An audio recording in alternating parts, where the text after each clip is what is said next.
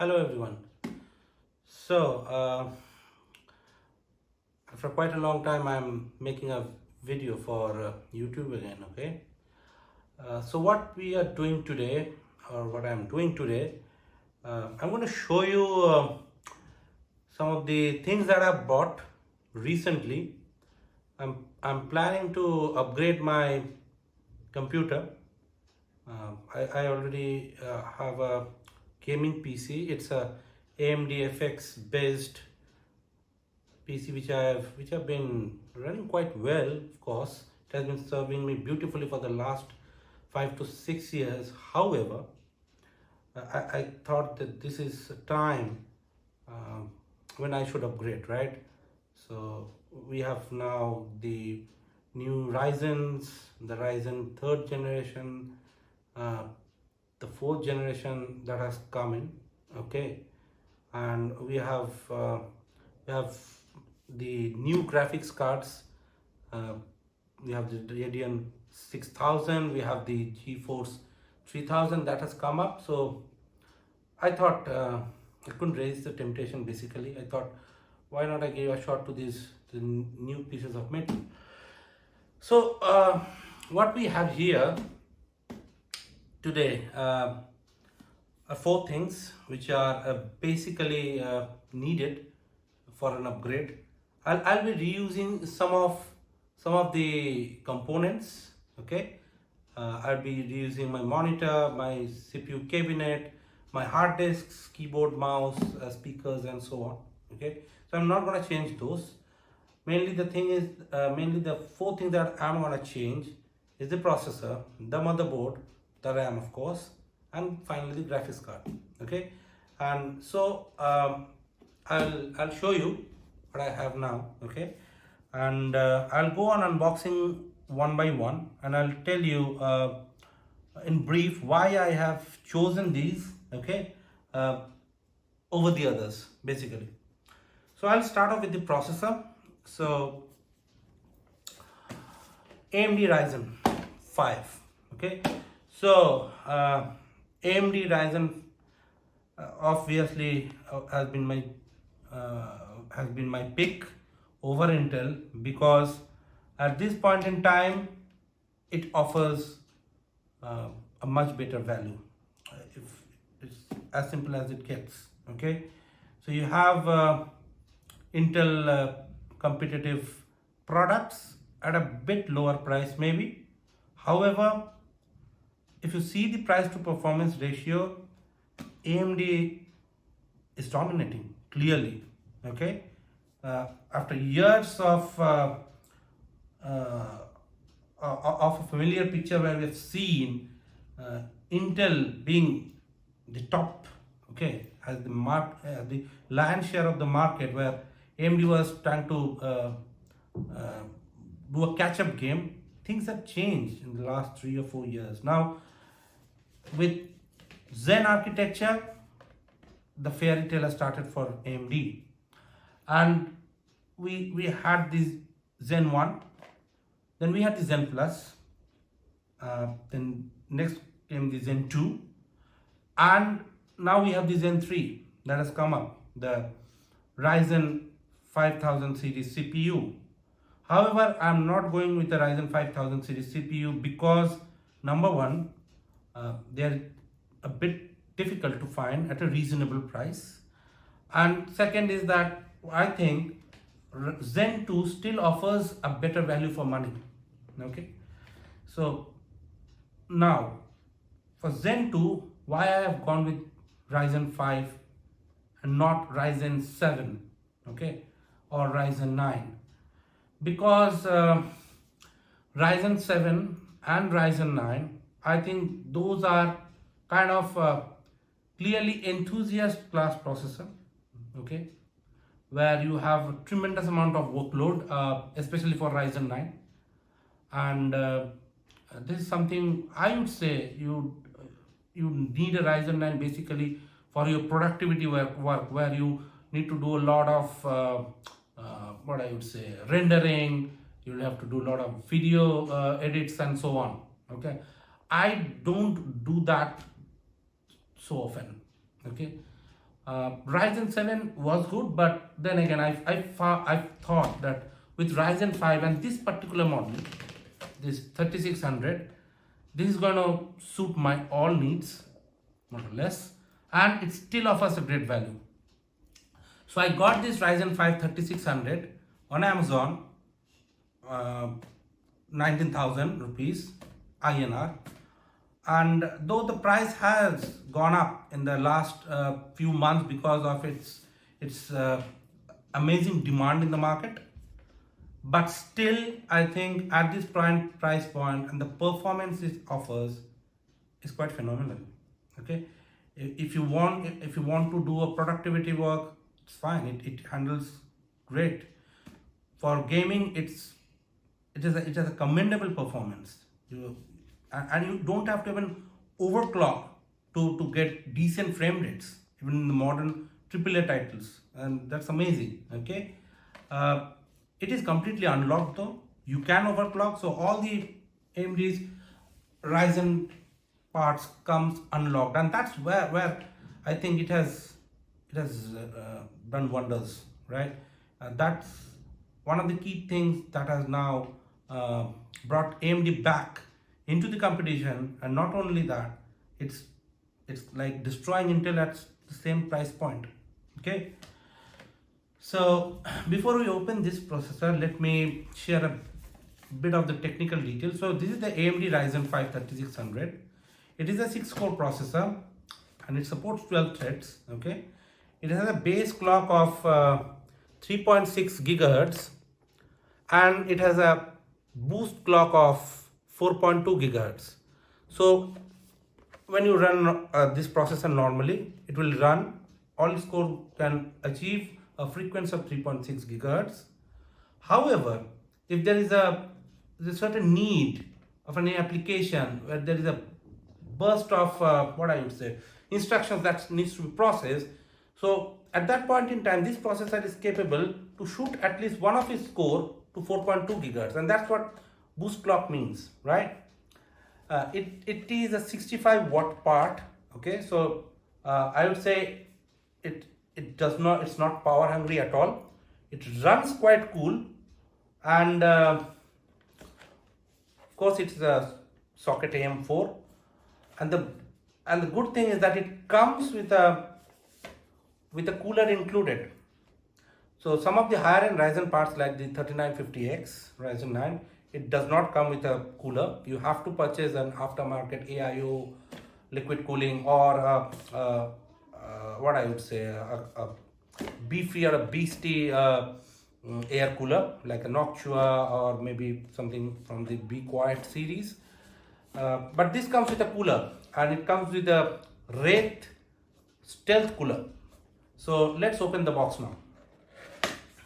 Okay, so it's pretty simple packing from AMD. Okay, so I'll come to the cooler later on. So what we have in the box are some installation instructions. Okay, I think some warranty. This is a leaflet, I guess. Yeah. And you have this puppy, Ryzen 5 3600, diffused in USA, diffused in Taiwan, made in China. I'll let you have a closer look. Okay, so let's put it here for now. And this is the cooler that comes with it. This is the Wraith Stealth cooler. I would not say it's a fantastic cooler, but I would say it does the job pretty well for this processor. So if you don't have an aftermarket cooler, or if you're not planning to buy one, no sweat. This cooler does the job just fine. And with this you can even do some sensible overclocking.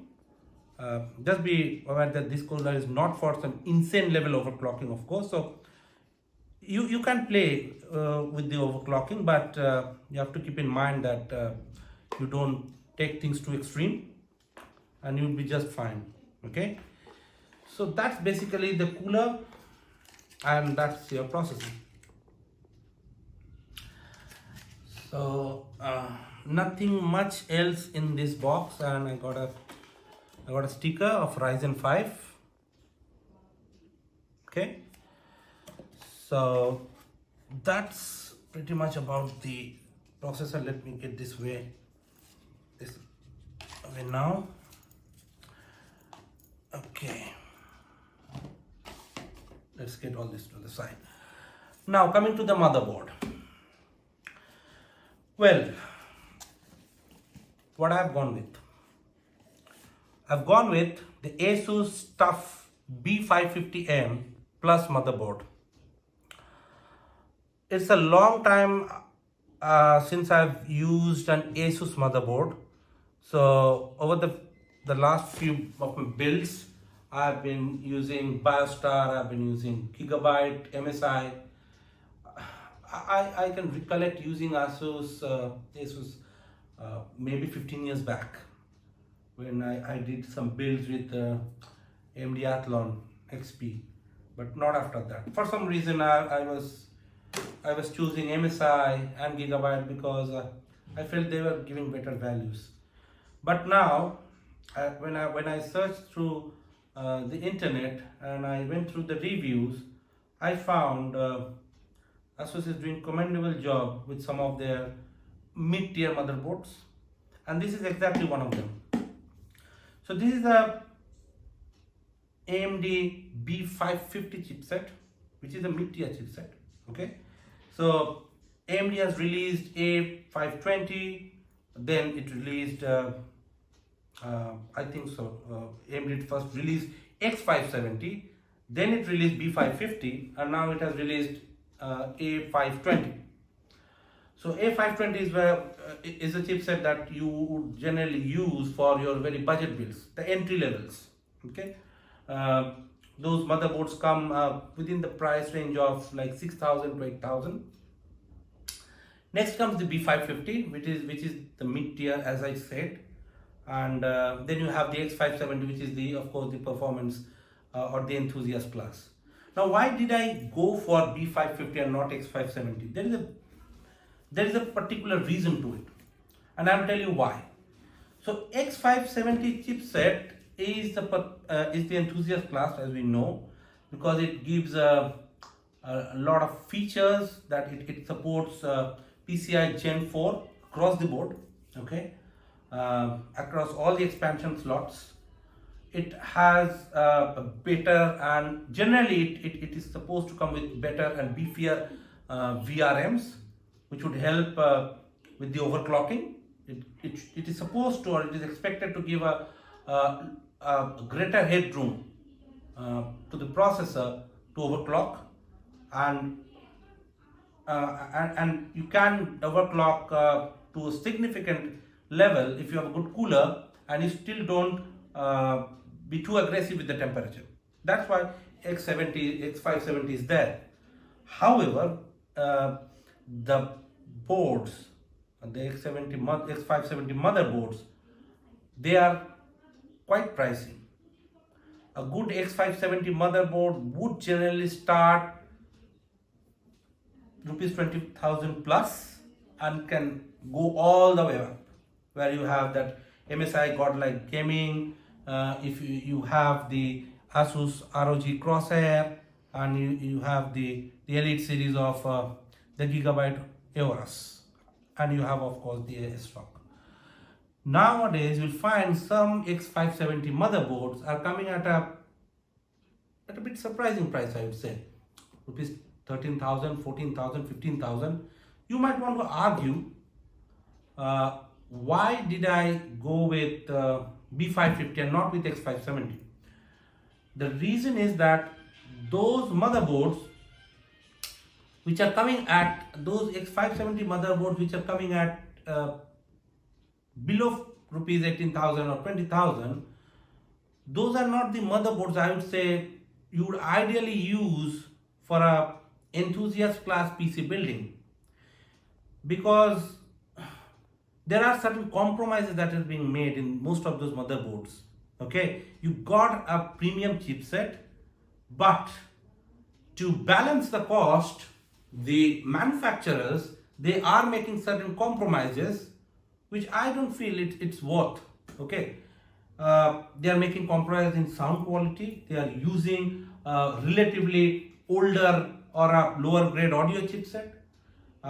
The VRM design, the metal heatsinks on those VRM design, on those VRMs, I feel they are not up to that level which you'll find in the more pricier ones.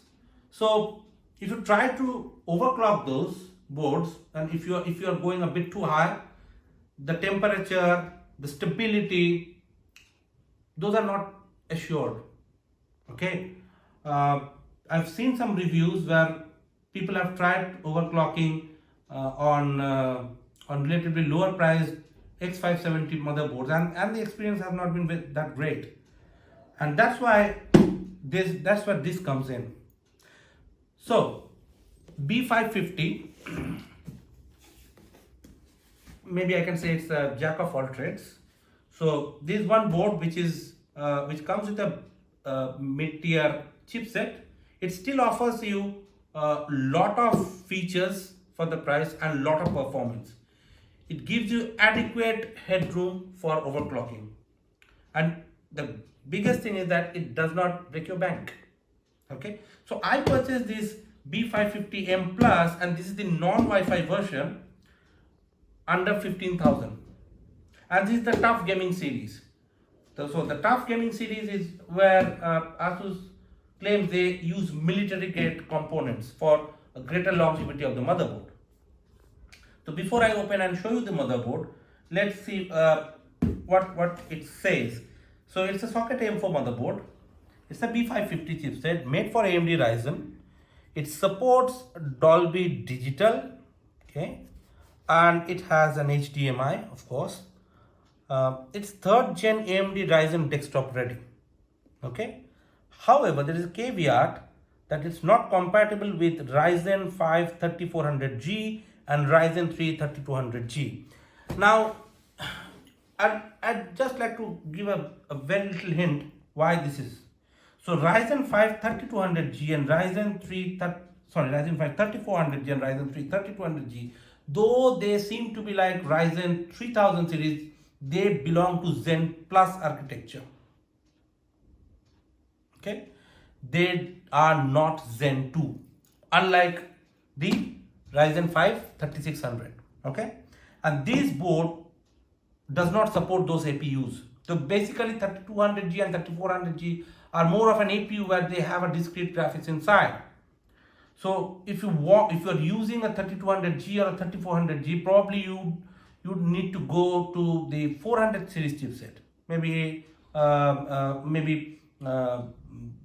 B450 or X470, where they would run just fine. So 500 series is meant for Zen 2 Ryzens and Zen 3, of course, and they're expected to support the upcoming APUs. Okay, and this also claims that it's PCI 4.0 ready. So as I said, I got this motherboard just below 15,000. So, and let's go ahead and open it. And it also says that it supports ASUS AuraSync for your LED control. Okay, so this is how the box looks like. And now I'm gonna open it. Sorry, I'll keep this aside for now. And let's take this one out. So you have a pretty standard packaging. What you get is 2 standard SATA cables, SATA data cables. You have the motherboard. I'll come to this in a moment, and let's see if there's anything else. Yeah, I think we have. So we have the backplate. So this motherboard does not come with an integrated backplate. This backplate is provided separately. Okay. You have some standoffs for the M.2. Okay. I think there is a small kind of rubber pad to be used for SSDs. You have got a certificate of reliability because this is a TUF series motherboard, gaming motherboard. You have some specifications for it from ASUS, the motherboard guide, user guide, which will tell you how to set up the motherboard, how to configure the BIOS, and so on. It comes with the driver CD, but then again, not many of us are using CD drive anymore nowadays, and you can always go online and download your latest drivers. This is some, I think it's some marketing stuff. It's kind of a fancy looking poster showing TUF Gaming. Okay, doesn't look bad. Okay, and this is this is the bill that I have. Okay, and so I'll put this back here, and I'll now open the motherboard.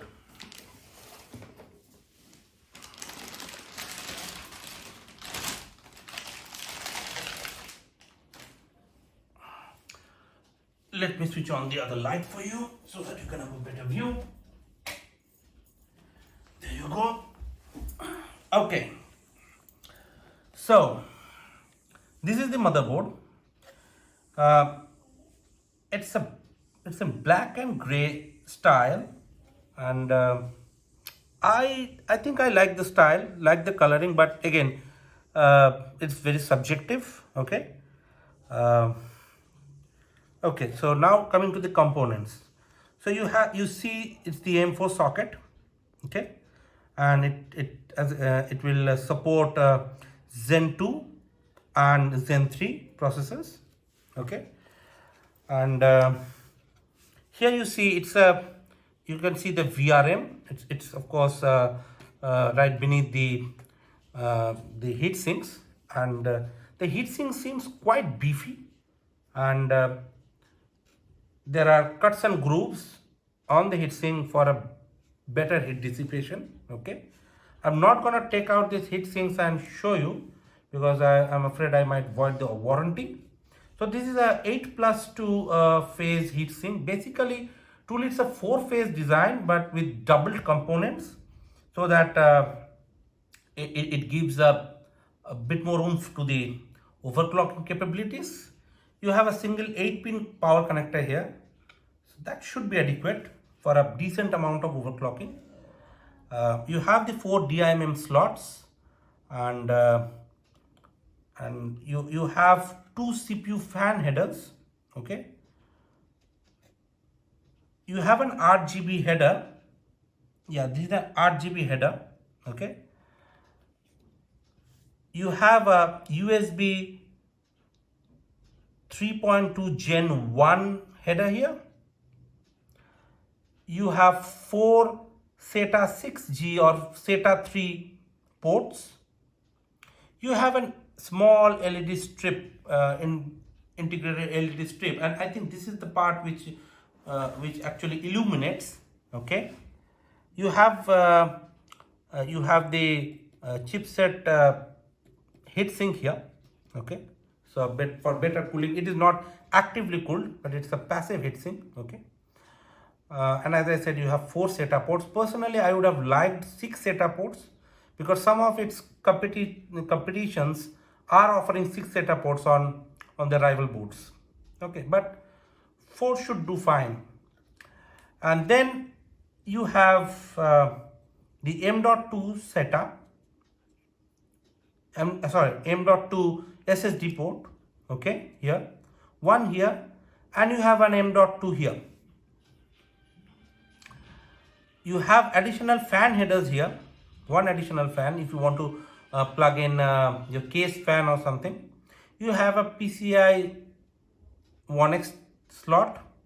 You have a PCI X16. This is the primary PCI X16 where you will probably be plug in your graphics card, and of course the processor that I got, that Ryzen 5 3600, it would need a discrete graphics card. It does not have an inbuilt graphics, so you of course need a graphics card to get the display. Okay, so this is another M.2 slot, and you have a heat plate on. You have one heat sink. Okay, but not for this one. You have for this one. I'll tell you why. And you have got another PCI X16 slot down here. You have a couple of USB 2 headers. You have, I think, this is a COM port. You have an addressable RGB header and one more RGB header. Okay, so yeah, this is the addressable RGB and this is the normal RGB. Okay, so if you have like LED enabled devices, if you have your case fans with ARGB LED, then of course you can plug it to this, and you can have Aura Sync, ASUS Aura Sync, where you can control the LED patterns and the colors through your Aura Sync software. And you have a decent audio setup here. It's the ALC1220S chipset, and you have got some quality Japanese capacitor for a decent sound. So what I've observed is that ASUS sound quality on TUF motherboards and of course their higher tier ROG Strix motherboard are somewhat better sounding than the rest comparatively. Okay, and some may want to agree and some may not, but that's again subjective.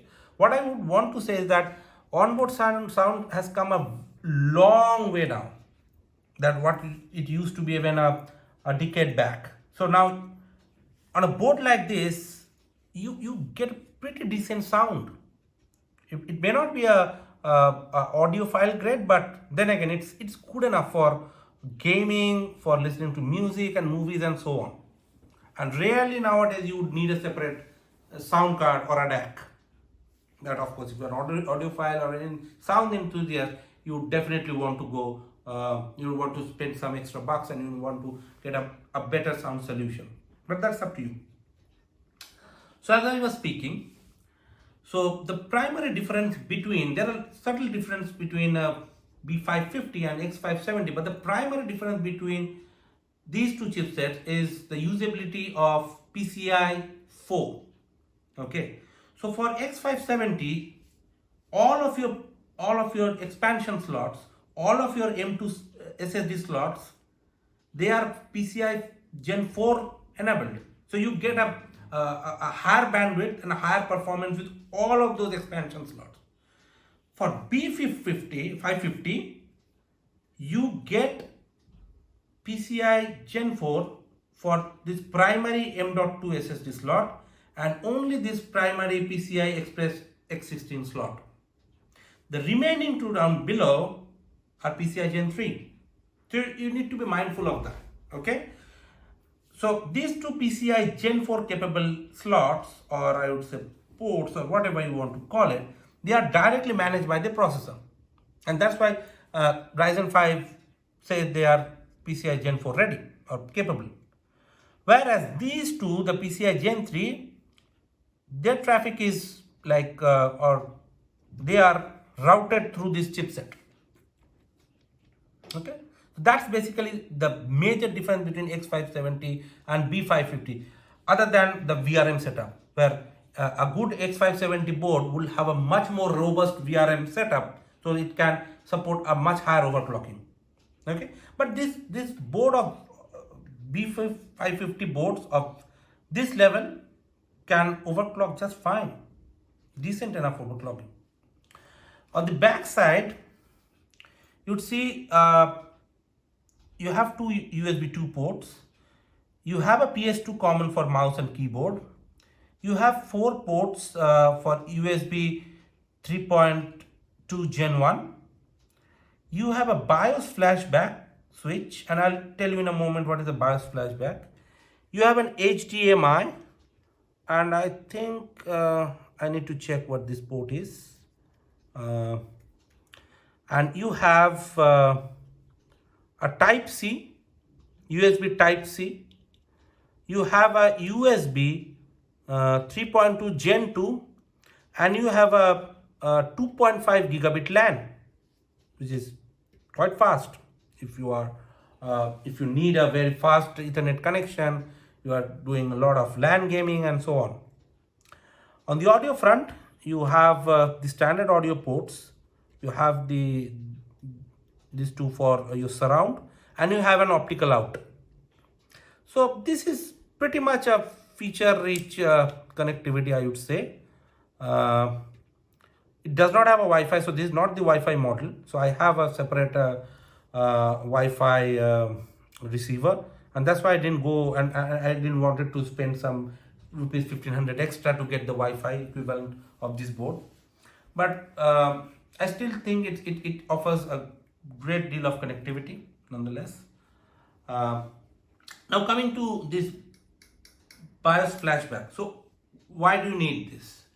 So suppose you bought this board, okay, and you bought a processor which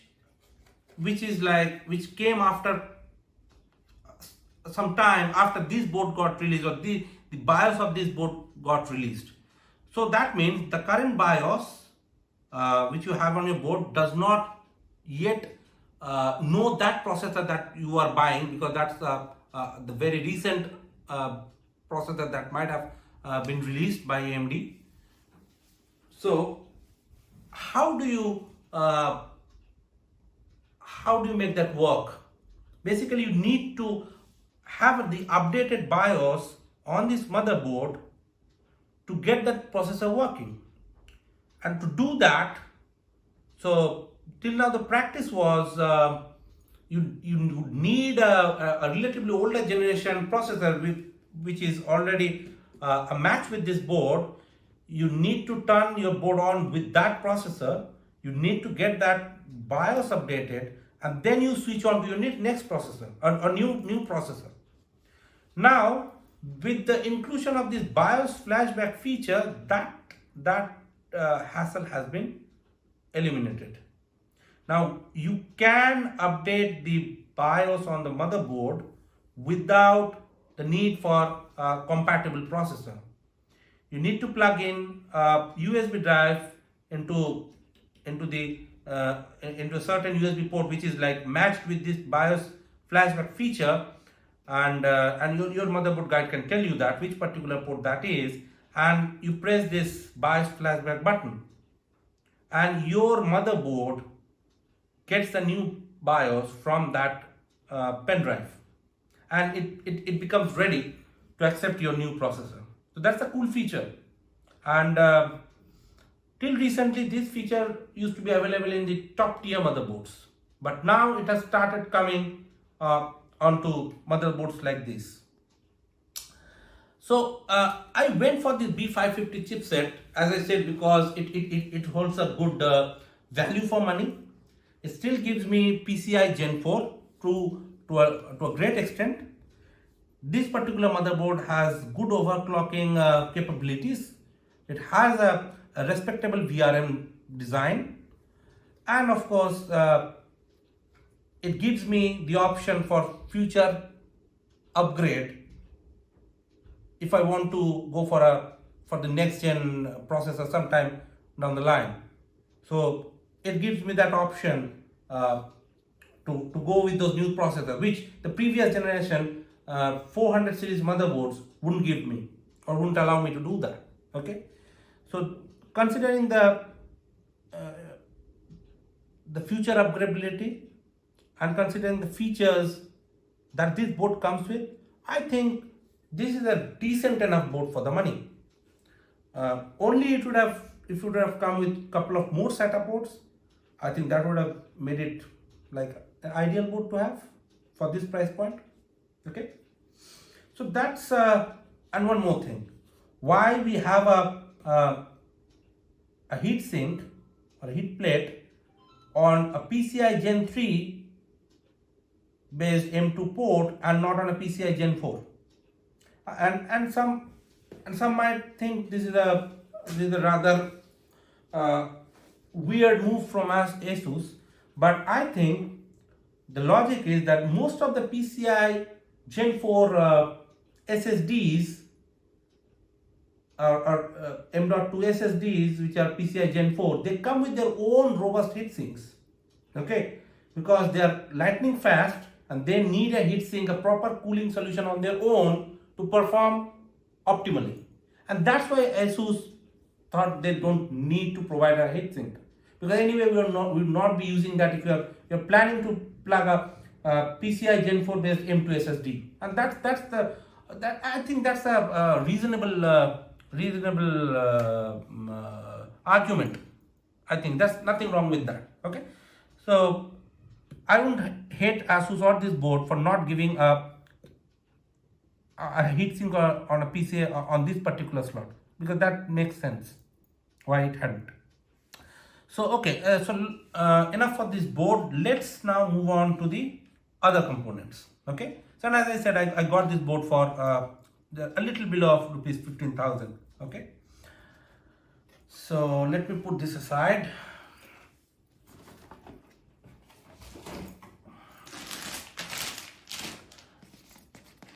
Now coming to the RAM. So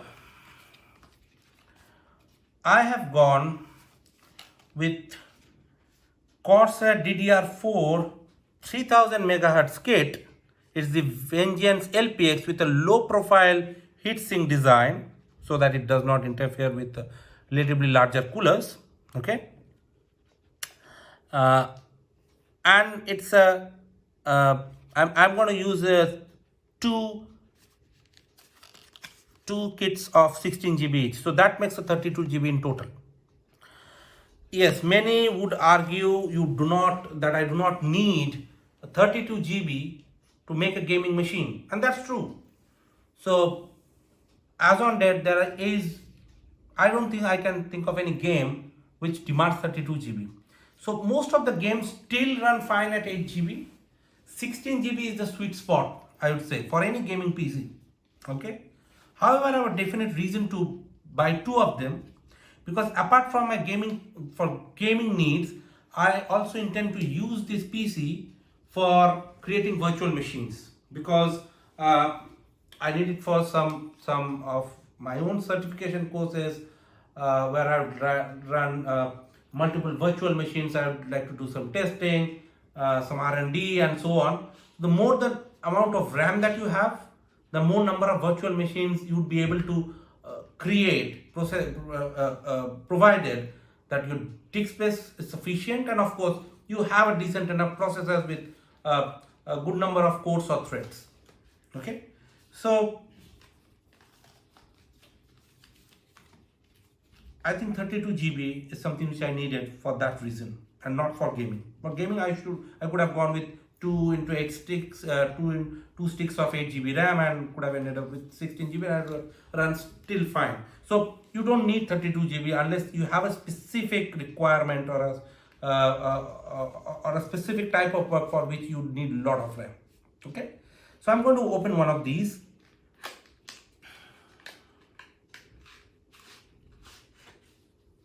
Okay, and this is the kit.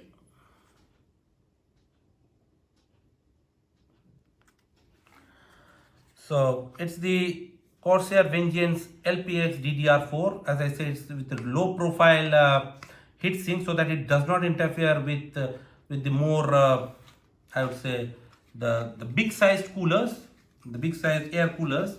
So I'll anyway not be using the stock cooler that has come with the Ryzen 5. I have a deep cool Gamax 400 which I'm currently using with my old system, and I'll be using that instead to get a bit better cooling. And let me tell you what this RAM, the specs of this RAM is. So this runs at 3000 megahertz. It's a 16 GB as I told you, and it has its latency figures are not that great, but decent enough. It's 16, 20, 20, 38. Okay, uh, and the default voltage is 1.36 volt, 3.5 or 3.6 maybe. Okay, so why did I go with 3000 when you have got 3200 and 3600 megahertz kits available in the market at a bit more price? So 3600 series, 3600 megahertz kits, I've checked, they are a bit pricey still. So I got these two sticks. Near to about 9,000 rupees on Amazon. So around 4,400 per stick, and 3600 would have cost me around 13,000 for the same model.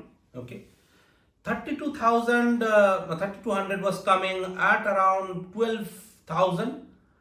I still thought 3,000 makes a great value. Okay, so by default, when you plug this RAM, the SPD frequency is 2133 megahertz. So that's what you get out of the box, and you'd get 3000 only when you enable your XMP, Intel XMP or DOCP profile in the motherboard. Okay, and I've done some research, and what I understood is that you get to the kind of a sweet spot when you hit 3000 megahertz. So the improvement is quite distinct as you go on from 2000, 2133, 2400, 26, 2666 megahertz and so on, and 3000 is the real sweet spot. If you go above 3000, then yeah, your performance increases a bit. You might get a few FPS here and there, but it's where you start going into a point of diminishing returns. So I think that the value for which I got these kits, these modules, is terrific. Okay, it is not, it's a tad slower than 3200 megahertz. At the same time, it is at least 2,500 rupees cheaper in the overall 32 GB. So that's why I thought I can go with this. And in case if I sometimes would like to overclock, I may be able to push this to 3,200. And that's about it. Okay. So this comes with a limited lifetime warranty from Corsair. And I had used Corsair, and still I'm using on my old system, Corsair Vengeance RAM, and they have been very stable. So I trust Corsair, and I have not faced any real challenge in any of their product till now. So that's why I went with them. Finally, you have this. Okay, so I was using, or I am still using, the MSI Geforce 960 2GB card from 2015.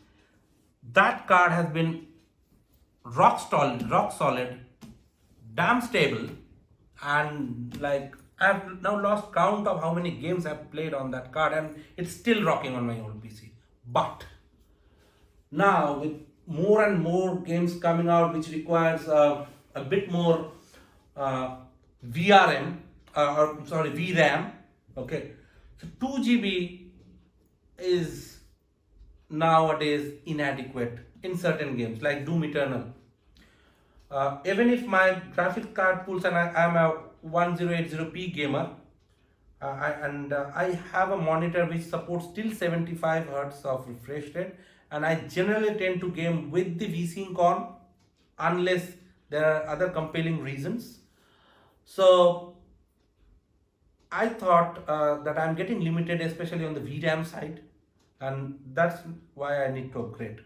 Okay, and the market is flooded with options nowadays, and with the new Radeon 6000 series and the Geforce RTX 3000 series, you'd get even more options. You'd be spoiled for choices.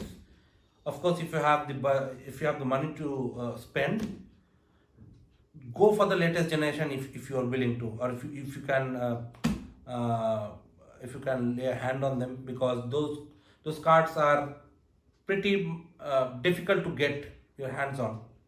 Okay, so there has been a real shortage in the supply for both the new Radeons and then the new GeForces. But if you can afford, please go for them, because they have significant performance improvement over the last gen. Now, why did I go with this particular model? This specific reason, because the budget I was looking for, this was fitting right into that budget.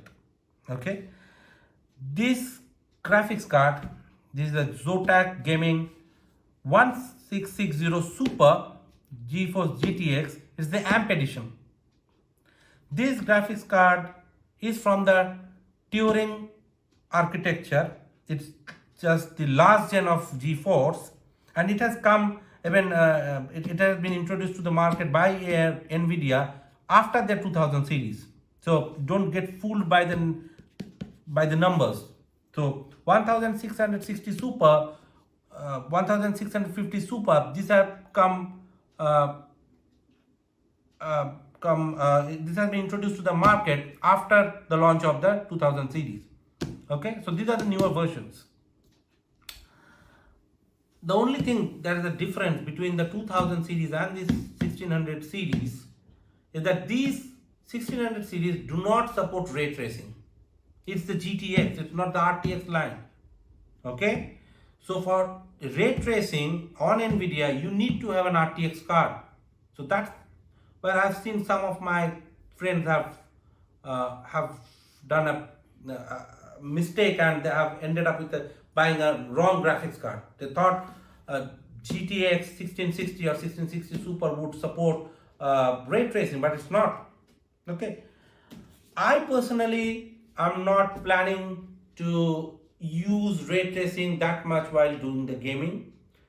And yes, of course, there are only a very handful of titles which supports ray tracing as on date, and there's a whole different story that you'd get a tremendous amount of performance hit when you enable ray tracing. Okay, so until and unless you have a very expensive card, maybe 2800 Ti or the newer 3800, I'm sorry, 3080 or 2080, or the Radeon 6800, 6900 XT, you are not gonna get a decent ray tracing performance. Yes, some may argue that for nVidia you can of course enable DLSS. Okay, but even with some titles, DLSS is like a hit and miss.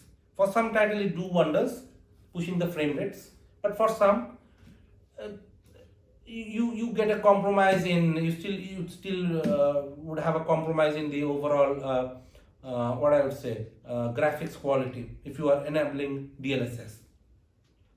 So at this point in time, I think it would still need some years for both ray tracing and DLSS to mature, and by that time I would save up for a newer generation graphics card. So right now I'm going with this. And why did I? So this will be my first time with a Zotac card, because I've seen some good reviews for this, and the advantage of going with the Zotac over the others is that this is offering 5 years of warranty. So out of the box you are getting 3 years, and if you register the product on Zotac's website, you'd get 2 additional years of warranty, and that's, I think, a sweet deal, right? So, and you're not paying a significant amount of money to get that 2 years of warranty. So Zotac comes with a competitive price. So before I go ahead and open this card, let's see what it says. Okay, It says it's Zotac Gaming Geforce GTX 1660 Super AMP edition. Okay, it comes with the extended warranty feature. It comes with a 6 GB of GDDR6 VRAM, and that's what's the difference is between the 1660 Super and the previous 1660 normal model. Okay, so the previous 1660 used to have a GDDR5 memory, and this one is having a GDDR6, and that makes a hell lot of a difference in performance.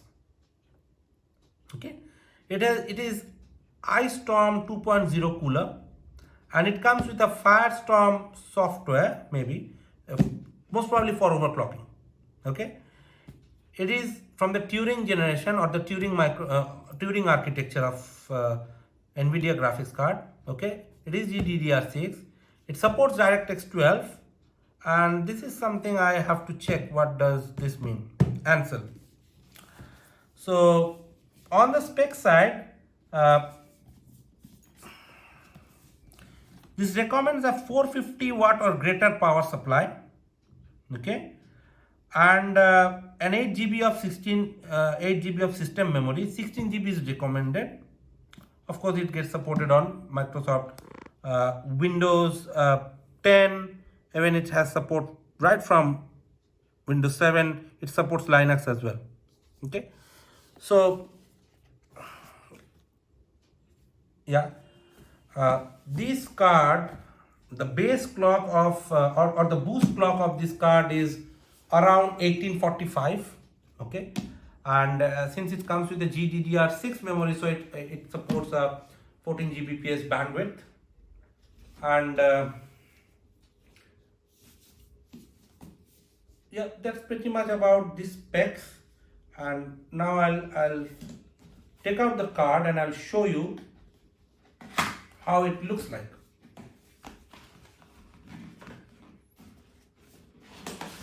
And by the way, I got this one for around 23,000 rupees INR on Amazon. Okay, you might find this a bit cheaper on other websites, but I went for Amazon because I was getting a quicker delivery. But overall, I think it would be a great card. But then again, time will tell, of course. But owing to the fact that the company is offering 5 years of warranty, that means build quality of the card should be good. Okay, so again, this is a black box kind of packaging. Okay, so this is standard coming in from most of the GPU manufacturers or the IB board partners. You have a black envelope. Let me see what it has. Hopefully it's not any disc. No, there are some. Okay, there's a leaflet. It shows what are the different products from Zotac. Okay, this is another pamphlet, and this is the quick installation guide. Let's see if we can. No, it does not include any specs, and it's a plain installation guide. Okay, maybe I don't need that. So what we have inside the box? No, we don't have anything else. It's a pretty no vanilla packing. So you have got a anti-static mat or anti-static plastic, and this is the card. Let me give you a good look.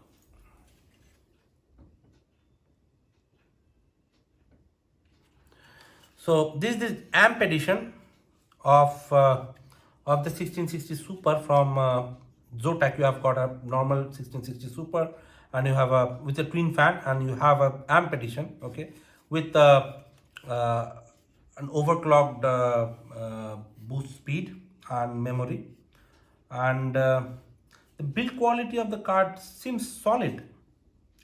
The looks are pretty decent. I would not say anything overwhelming, but pretty decent. The fan quality seems to be I don't know, by the build of it, it seems good. Okay, you have got a metal backplate shroud. Okay, it's a backplate and then you've got a shroud. Okay, you've got a metal backplate. Okay, that's nice. Okay, and you have a 8-pin power connector. So it's a single 8-pin. And what do you have on the back side? Okay, so you have got 3 display ports, these 3, and you have got 1 HDMI. So if you are still using a DVI, you might need a converter. It does not have a DVI connector. Okay, unlike my 960 Geforce 960, which has a DVI, but I'm using the HDMI, so there's no pressure. I can use this. Okay, so it looks pretty cool, and I think it can fit in most of the cases. Okay, it is of adequate length. It's not too long or not too small a card. Okay, so and the height is okay. So apart from the very small mini ITX or those kind of cabinets which are like too crammed or too the small form factor ones, so you can fit in this card in any normal mid tower or a full tower cabinet. So okay, so there should not be any problem with that. So yeah, the card seems pretty heavy. So I'm impressed, I would say. And as I told you, I got this just under 23,000, which I think again the price to performance ratio, it's superb. I could have gone for a Geforce 2060 RTA. It would have supported ray tracing, but nowadays it's a bit difficult to get a hands on a reasonably priced RTX 2060. The Radeons are good option if you're not going with ray tracing, but then again you have the 5500X which performs significantly slower than this. The 5600 I was not able to find in the market, and I then found 5600 XT, which is kind of over 30,000 rupees, and it is not that faster than this card. So 5600 XT is a decent card in the AMD Radeon lineup, but this still has the better value. And as I said, once ray tracing and DLSS matures, I'm planning to go for a revision in my graphics card maybe in the next 3 or 4 years. So maybe in the next 3 years. So till that time, I think I'm pretty good with this graphics card. Okay. So that's all about it, folks. I'll start building my new PC maybe this weekend, and once I have the system up and running, I'll let you guys have a glimpse. Okay, till that time, take care and bye bye.